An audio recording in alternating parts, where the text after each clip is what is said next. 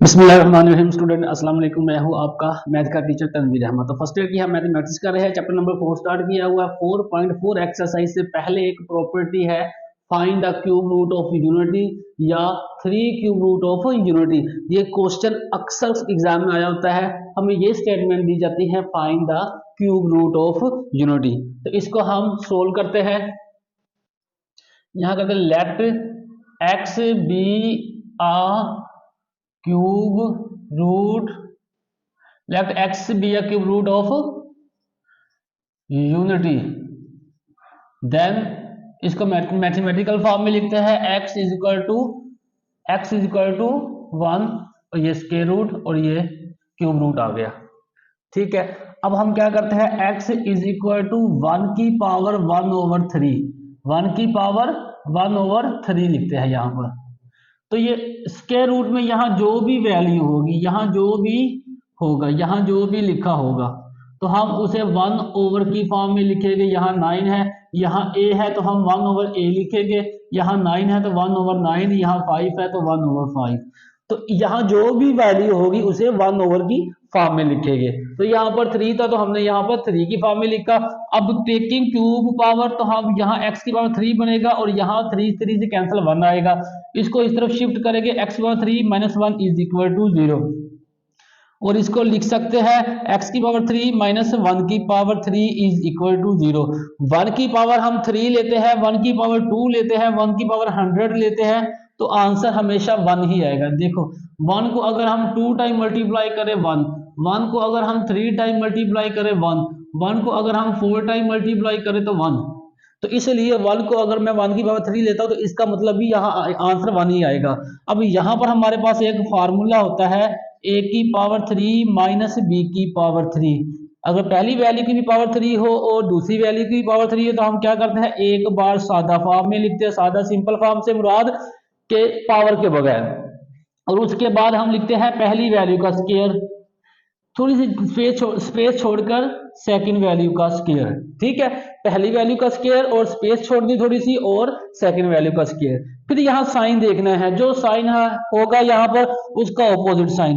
अगर यहाँ माइनस है तो यहाँ प्लस लगा देंगे, अगर यहाँ प्लस है तो हम यहाँ माइनस लगा देंगे और इन दोनों को मल्टीप्लाई करेंगे तो ये ए बी आ गया। तो ये फार्मूला हम यहाँ अप्लाई करेंगे तो सिंपल फॉर्म में क्या आएगा, x - 1 इंटू पहली वैल्यू का स्क्वायर x की पावर 2 प्लस 1 का स्क्वायर हमेशा 1 ही होगा, और यहाँ माइनस है तो यहाँ प्लस लगा देंगे, दोनों को मल्टीप्लाई करेंगे, x को जब 1 से मल्टीप्लाई करेंगे तो आंसर x ही आएगा।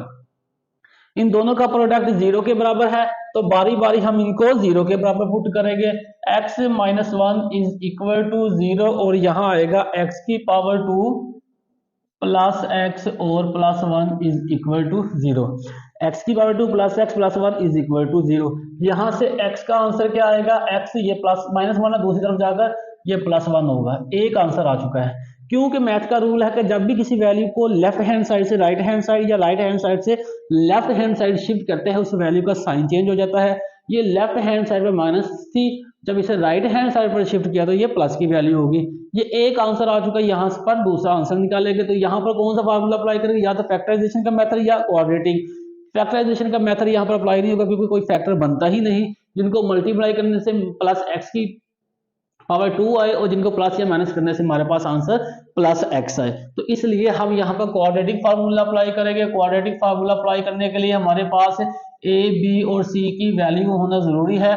तो x की पावर 2 का कोफिशिएंट विद साइन a के बराबर होता है, x की पावर 1 का कोफिशिएंट विद साइन b के बराबर होता है, और कांस्टेंट वैल्यू को c के बराबर हम लिखते हैं। तो यहाँ लिखेंगे यूजिंग क्वाड्रेटिक फार्मूला, तो वो बराबर होता है x is equal to minus b plus minus b square minus 4ac a square root divided by 2a। तो यहाँ वैल्यू पुट करेंगे, माइनस बी का आंसर है 1 प्लस माइनस b का आंसर है 1, तो 1 का स्क्वायर माइनस 4a भी 1 के बराबर और c भी 1 के बराबर, ये स्क्वायर रूट आ गया, और डिवाइडेड बाय 2a, ये 2 आ गया, a हमारे पास 1 के बराबर है। तो ये बनेगा -1 प्लस माइनस 1 का स्क्वायर 1, 4 1 द 4 और 4 1 द 4 और डिवाइडेड बाय 2a। मजीद इसको सिंप्लीफाई करके ये बनेगा -1 plus minus -3 square root divided by 2।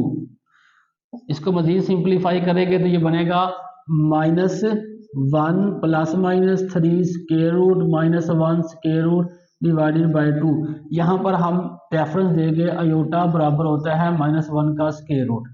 ठीक है, क्या किया, -3 था तो स्क्वायर रूट 3 पर अलग सेपरेट किया और -1 लगाकर इस पर स्क्वायर रूट अलग सेपरेट कर दिया।